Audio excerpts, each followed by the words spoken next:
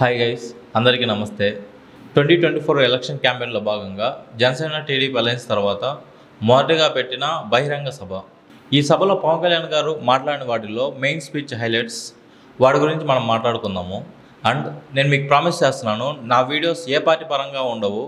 ఒక common man ఎలా react అయితే అందరి వైపులా ఉన్న నెగిటివ్స్ పాజిటివ్స్ అన్నీ చెప్తాను. ఇది మీకు నచ్చితే మీరు నాకు సపోర్ట్ చేయండి. ఇక వీడియోలోకి వెళ్తే, పవన్ కళ్యాణ్ గారు మాట్లాడిన మాటల్లో మెయిన్గా వస్తే, సిద్ధం సిద్ధం సిద్ధం అంటున్న వైఎస్ జగన్కి యుద్ధం ఇస్తాం. ఈ 5 ఏళ్ల పాలనలో యువతల్ని, రైతులని, మహిళల్ని, అంగన్వాడీ కార్యకర్తలని, గవర్నమెంట్ ఉద్యోగుల్ని మోసం చేశాడు జగన్. వైసీపీ పాలనలో అభివృద్ధి ఏం జరగలేదు. క్లాస్ వార్ అని చెప్పే జగన్ రాష్ట్రాన్ని 5 మందికి తాకట్టు పెట్టేశారు. వైఎస్ జగన్మోహన్ రెడ్డి, పెద్దిరెడ్డి రామచంద్రారెడ్డి, సజ్జల రామకృష్ణారెడ్డి, మిథున్ రెడ్డి, వైవి సుబ్బారెడ్డి, వీళ్ళ 5 మంది కోసం 5 కోట్ల మంది ప్రజలు తిప్పలు పడుతున్నారు, కష్టాలు పడుతున్నారు. ఉద్యోగాలు లేకుండా యువత రోడ్డు మీద వచ్చారు. ప్రజాస్వామ్యాన్ని కాపాడుకోవడానికి నిరంతర పహారా ఉండాలి. నేను పార్టీ పెట్టినప్పటి నుండి ఇప్పటిదాకా నేను చేస్తుంది ప్రజాస్వామ్యాన్ని కాపాడుకునే ప్రయత్నమే. అందుకే నేను తీసుకునే నిర్ణయాలు పార్టీ పరంగా కాకుండా, వ్యక్తిపరంగా కాకుండా రాష్ట్ర ప్రయోజనాల మీద ఉంటాయి, దేశ ప్రయోజనాల మీద ఉంటాయి. చంద్రబాబు గారిని 53 రోజులు జైల్లో పెడితే నాకు బాధేసింది. ఆయన సతీమణిని అనుచిత వ్యాఖ్యలు చేస్తుంటే నాకు బాధేసింది. 2019 ఎన్నికల్లో నేను 2 చోట్ల ఓడిపోయిన తర్వాత కర్నూలు జిల్లా నుండి ఒక ఎస్టీ మహిళ తన కూతురు సుగాలి ప్రీతి స్కూల్కి వెళ్ళి చనిపోయింది అంటే 2 చోట్ల ఓడిపోయిన నాకు నిస్సహాయత వచ్చింది. చంద్రబాబు దగ్గర నుండి సుగాలి ప్రీతి వరకు, పరిశ్రమలు వద్దు అనేసి వెళ్ళిపోయిన పారిశ్రామికవేత్తల వరకు, ఎస్సీ ఎస్టీ మైనారిటీలను అందరినీ మోసం చేశాడు జగన్.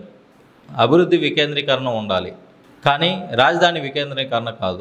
రాజధాని అంటే స్ట్రాటజిక్ అడ్మినిస్ట్రేటివ్ సెంటర్, కానీ మన రాజధాని అంటే 3 ప్లేసులకి తిరగాలి. ఎప్పటికైనా అమరావతి ఆంధ్రప్రదేశ్ రాజధానిగా ఉంటుంది. ఉద్యోగాలు లేవు, జీతాలు సంపాదించలేరు, ఎక్కడికి వెళ్ళాలో తెలియదు. ప్రజల సొమ్ము ప్రజలకు ఇచ్చి తనేదో దానకర్ణుల్లా బిహేవ్ చేస్తున్నాడు జగన్. ఇదేమైనా మీ తాత సంపాదించాడా? ఇది నువ్వు ఇవ్వడానికి? ప్రజలు కష్టపడి కట్టిన ట్యాక్స్ నుంచి వచ్చిన డబ్బు, వాళ్ళ డబ్బు వాళ్ళకి ఇవ్వాలి, వాళ్ళ హక్కు అది. ఇది నువ్వు ఇచ్చి నువ్వేదో దానం చేస్తున్నట్టు ఫీల్ అవ్వకు. ఇది నువ్వు మర్చిపోకు జగన్. నేను యువతకు చెప్తున్నా, నేను ఉన్నది ఇక్కడ మీకు 10 కేజీల బియ్యం 5,000 డబ్బులు ఇవ్వడానికి కాదు, మీ 25 ఏళ్ల భవిష్యత్తు ఇవ్వడానికి. మీకు 10,000 చేతిలో పెట్టడమా లేక ₹1,00,000 సంపాదించుకునేలా చేయడమా అనేది మీరు నిర్ణయించుకోవాలి. పొత్తులో భాగంగా నేను 24 స్థానాలు తీసుకున్నాను. దానికి వైఎస్ఆర్సీపీ వాళ్ళు ఇంతేనా అంటున్నారు. జనసేన పార్టీ తరపున 1 సీటే గెలిచింది. కానీ నేను రాజమండ్రి వస్తున్నాను అనేసి రాత్రికి రాత్రి రోడ్లు వేశారు. నాకు భయపడి ఇలా చేశారు. అదే నేను 24 సీట్లు గెలిస్తే నేను ఏం చేస్తానో మీ ఊహకే వదిలేస్తున్నాను. మన దగ్గర 1,000 కోట్ల డబ్బులు ఉన్నాయా జగన్లాగా? మన దగ్గర 40 ఏళ్ల అనుభవం ఉన్న రాజకీయ నాయకుల వ్యవస్థ ఉందా చంద్రబాబు గారి లాగా? మనం ఇటుక పెరుస్తున్నాం, ఇల్లు ఇప్పుడే కడుతున్నాం. నా మద్దతుదారులు నన్ను ప్రశ్నిస్తున్నారు.